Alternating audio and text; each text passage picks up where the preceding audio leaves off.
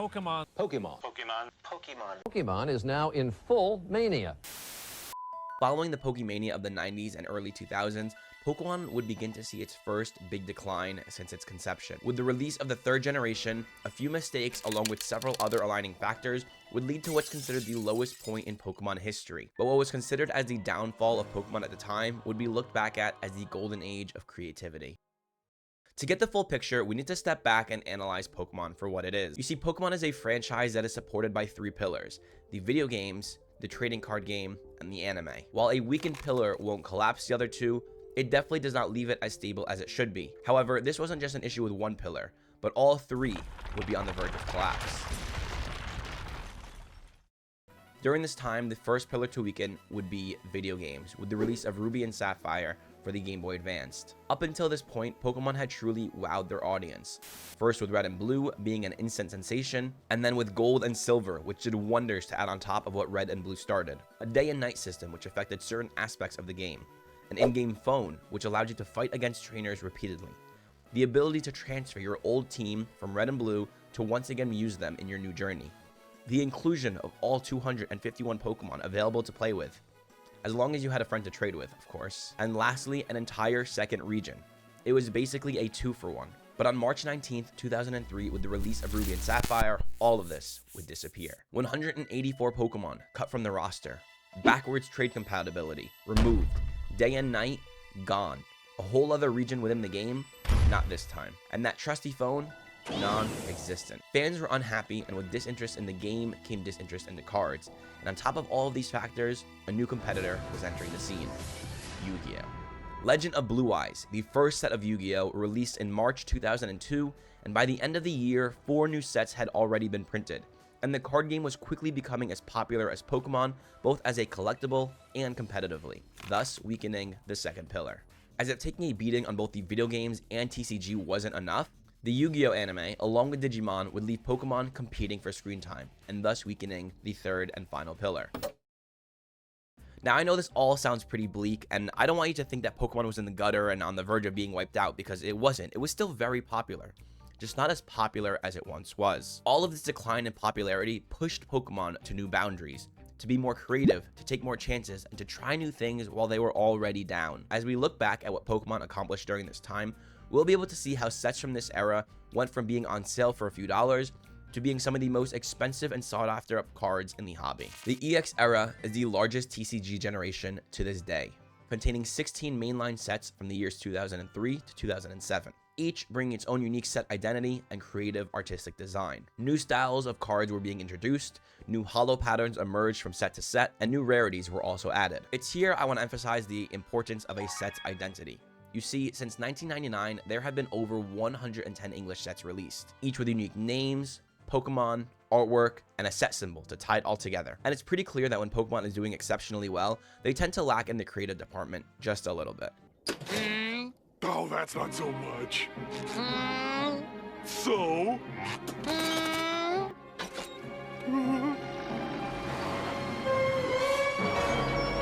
Pokemon had to give it its all if it wanted to make a resurgence. Like I said before, it seemed like Pokemon was in the dark ages, but really this was the start of something wonderful. Today I'll be going over 11 of the 16 sets that make up the EX era. The remaining 5 sets are the Delta Species sets, which require an entire video on their own. So if you're enjoying the content so far, be sure to subscribe so you're not going to miss the video. The EX era was kicked off with EX Ruby and Sapphire, which was released on June 18th, 2003. Ruby and Sapphire, along with EX Sandstorm and EX Dragon, continued with the same pack layout as the previous E-Series sets. 9 cards per pack, one of which was a rare, and one of which was a reverse holo. And 1 in 3 packs would have a holo that replaces a common card. These sets also continued on with the e-reader style of cards, albeit removing the left side scannable area. I'm sure at least one of you out there is questioning why there's only 9 cards per pack, when even base set and cards today both have 11 cards per pack. Well, the dot code technology used for e-readers was actually developed by a company called Olympus, and Pokemon was required to pay a royalty for using it. To offset costs, Pokemon reduced the number of cards in a pack. Later, when dot technology was removed, Pokemon remained consistent with only 9 cards until the end of the generation. Anyway, back to the set. Similar to most initial sets of a generation, this one actually lacked a set identity beyond just introducing new Pokemon. And I know, I said they were going to be interesting and new. It's coming. In EX Ruby and Sapphire, there are 2 versions of each Generation 3 starter, along with numerous other Gen 3 Pokemon to help familiarize players and collectors. A new rarity was also introduced into the card game known as EX cards, which stood for extra, referring to the extra effects these cards typically had. Now, it's a little interesting to note that none of the EX cards in this set were Generation 3 Pokemon. If I had to take a guess, Pokemon was trying to cater to current fans while gradually introducing newer Pokemon to avoid overwhelming them. And while I did say this set had no real set identity, that doesn't mean there's no set symbol. At the bottom right corner of every card, you'll find an image of a gem representing a ruby, or maybe a sapphire. Regardless, for this next one, be sure to bring your go goggles because we'll be traveling to Route 111 and exploring the Hoenn Desert with EX Sandstorm. Released on September 18th, 2003, this is the first set to have a true identity. The desert. With the exception of some EX cards, every single Pokemon in this set is featured in a desert biome, with Arbok and Onix slithering across the sand, Marill, Azumarill, and Vaporeon enjoying the desert biome, and at night, Lunatone and Zangoose bask in the moon's brilliance. Each card tells a story from a different perspective of the desert, and just as the set symbol depicts, fossil Pokemon make a return. Not just new ones like Aneroth and Laleep, but old ones too, with Kabutops and Aerodactyl returning as EXs. While the set isn't exactly loved by collectors, you can't help but appreciate the finer details that go into putting it together. Pokemon was finding their mojo in the artistic department, and we are just getting started. The next set on the list is EX Dragon, released pretty quickly only 2 months after EX Sandstorm on November 24th, 2003. As the name suggests, this set featured powerful dragons and soaring Pokemon, and the blurb on the back of a pack would read, "Rise above the competition with powerful EX Dragon Pokemon. They take flight for the first time in the Pokemon e-trading card game. Introducing all new game and deck building strategies.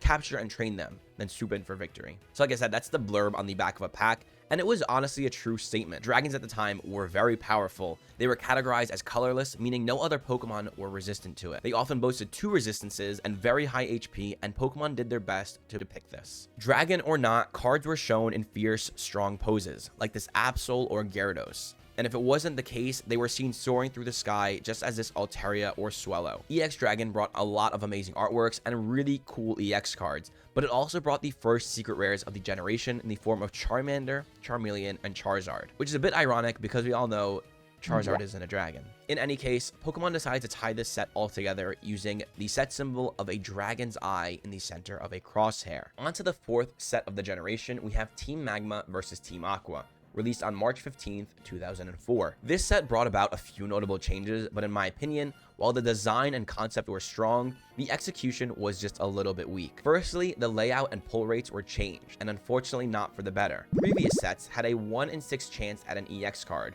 which would replace a common card. This was now changed to be a 1 in 12 chance at an EX card. However, it also replaced the rare in the pack. Furthermore, the idea of this set was to feature Pokemon used by Team Magma and Team Aqua, but for those of you familiar with the anime and the game, you would know that they used pretty much the same Pokemon over and over and over again. So when you look through this set list and see 4 Mightyena, 4 Poochyenas, 3 Electrites, and duplicates of nearly every other card, it's a little underwhelming. Along with repetitive Pokemon, the artworks in this set were also a little bit controversial, with the heavy use of CGI. Despite this, Pokemon is really nailing down the set identity concept. There was a lot of cohesion in their approach, including the use of the first colored set symbol to depict the clash between Team Magma and Team Aqua. They also included team logos on the bottom of all the cards. However, they ended up throwing in 9 Pokemon that were not team affiliated at all. For some reason, Pokemon decided to throw in these cards that were originally Japanese promos, and as you'll see going forward, you'll notice that Pokemon does this type of stuff a lot, throwing random cards into sets and also taking some out, for no good reason. The last notable change is the inclusion of dual-type Pokemon, with the second type being Darkness every single time to affiliate with their evil trainer organizations. Besides that, the set continued with the trend of keeping secret rares with both Jirachi and Absol. However, only Jirachi was pullable, as Absol was given as a box topper, something Pokemon would continue to do for the rest of the generation. Now, I hope you're noticing this small trend where set by set Pokemon is adding small additions. This would continue to be the case throughout the entire generation, including the 5th set, Hidden Legends, which was released on June 14th, 2004. Thematically, this is one of my favorite sets ever, starting with booster packs, which featured Regirock, Registeel, and Regice, each within their respective location found in the game. To further drive this theme, the set symbol also represented the Regi's locations, surrounded by braille dots as used in the game as well. Within the pack, all 3 Regis were present in an all-new Cracked Ice Hollow pattern, along with their respective locations as supporter cards and technical machines corresponding to their types. One thing I think Pokemon really missed the mark on was by only adding Relicanth and not Wailord to the set, as that's how you unlock the Regis in the first place. Another strange thing was the inclusion of Dark Celebi. In Japanese, this card was released within Team Rocket Returns, where it thematically fit. But in English, nobody's quite sure why it was put into Hidden Legends. Some speculate it was to include more dual-type variety aside from Psychic and Metal, which still only included 2 Pokemon, being Jirachi and Metagross. This set marked the end of the E-Series as no cards had the dot strip and borders returned back to normal. The reverse holo pattern was also changed to feature several holo foil energy symbols appearing on the artwork itself, and if it was a reverse holo rare, the type of Pokemon was displayed as a faint foil symbol in the attack box, and the rarity symbol was also made holographic. On September 9th, 2004, Pokemon released the games FireRed and LeafGreen, the first video game remakes of the first generation. In Japan, the games came out before the card set, but in America, it was reversed. I'm not quite sure why they did this. Typically, the games precede the cards, but it may have something to do with making certain cards tournament legal. But with the release of the games, they began fixing a lot of issues that Ruby and Sapphire originally came out with. Nearly all of the Pokemon cut were now available and tradable. You could explore the Kanto region again in better graphics, and you also had new endgame content. Fans were getting what they wanted. FireRed and LeafGreen, the card set, however, was released on August 30th, 2004, and featured only Generation 1 Pokemon. The reverse holo pattern remained the same as Hidden Legends. However, rather than the typing of the Pokemon being displayed, the set symbol was displayed in the attack box. The Cracked Ice holo pattern also made a return, this time with the 3 legendary birds. And of course, this wouldn't be a proper callback to Generation 1 without Charizard, Blastoise, and Venusaur, this time being featured as EX cards. I will say, this is one of the sets from the generation that didn't really add much in terms of creativity. But honestly, anytime Pokemon does a callback to Generation 1, they typically don't really do anything but rehash what they've already done. I'm looking at you, base set 2 and evolutions. And in this case, that even included the set symbol, which represented a Pokeball, but also looks very, very similar to the one from Expedition. November 8th, 2004 would mark the release date of what's considered one of the greatest sets in Pokemon history. EX Team Rocket Returns. This set brought a plethora of changes that would change the course of the EX era forever. Team Rocket Returns aimed to bring back the nostalgia and excitement and dark theme that once surrounded the original Team Rocket set from Wizards of the Coast. This time with the return to Johto region, and even bringing back the classic set symbol with a twist. This set contains only Generation 1 and 2 Pokemon, and features primarily Dark variant Pokemon, most of which were dual typed with Dark to affiliate with their Dark organization, similar to Team Magma and Team Aqua. Commons, uncommons, and rare artworks in this set were already incredible, with their dark ominous tones as seen in this Dark Macargo and Dark Slowking. But the selection of Pokemon were also fan favorites, like the return of Dark Gyarados, Dark Dragonite, and new additions like Dark Tyranitar and Dark Houndoom. One of the biggest notable changes ever was made to the reverse holo pattern, which brought back the energy foil pattern from Hidden Legends, but added the set logo to the bottom right of the illustration window. If the card was a reverse holo rare, gold holo foil was used to print the name. This simple change made cards pop. Reverse holos were now significantly better than regular holos, creating an opportunity for collectors to hit big chase cards in the reverse holo slot. On top of this change, EXs were also given a slightly different appearance, adding spikes to the outer border of the illustration window, adding Rocket's affiliation within their name, and changing each Pokemon's type to Dark, regardless of their true type. The EXs in this set were also fan favorites, due to their styling and selection of popular Pokemon, such as the legendary birds, Mewtwo, and Snorlax. But amongst all of these impressive changes, none of these were the chase within the set. Starting from Team Rocket Returns, a new rarity was introduced: Gold Stars. While these shiny variant illustrations were quite common by today's standards, at a rate of 1 in 2 booster boxes, they would later become some of the most expensive cards that could ever be pulled from a booster pack. Gold Stars feature part of the Pokemon out of the artwork window, and the rarity symbol is in gold foil. All Gold Star Pokemon, regardless of whether or not they were an evolution, were considered basic Pokemon, and all of them were drawn by the exact same artist, Masakazu Fukuda. In my opinion, both the addition of improved reverse holos and Gold Stars made this set, along with future sets, truly a peak in Pokemon TCG history. From toiling with reverse holo patterns, pull rates, artworks, and overall set identity, Pokemon had finally landed on a formula that everyone was happy with. But they wouldn't stop here. They would continue to make improvements, try new things, and surpass expectations. Pokemon had finally reached the golden age of creativity. This doesn't go without saying that Pokemon still made decisions that were a bit strange. I mentioned earlier that Dark Celebi was taken out and put into Hidden Legends, but Team Rocket Returns also included both Entei and Suicune as EX cards. But where was Raikou?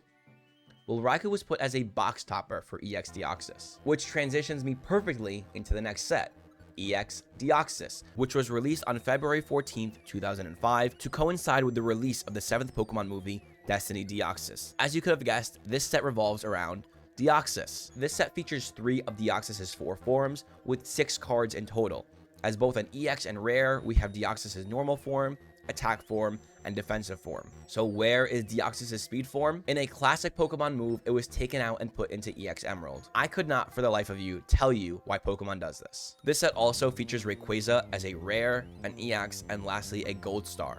The other 2 Gold Stars in this set include Latios and Latios, with Rayquaza being the single most expensive card in the entire generation. Not only does this set feature Deoxys and Rayquaza, it also features Metagross, Plusle, Minun, and Salamence, which are all Pokemon that appeared in the movie. One of the more interesting characteristics of this set is the new reverse holo pattern that is only featured in this set. I always consider this to be called a gem pattern reverse holo, but it is sometimes called a wheel pattern. A strong argument that defends my view is that Sableye is the only reverse holo in EX Deoxys where the foil bleeds over its body and not just the background. A Pokemon who's partially made of gems? Coincidence?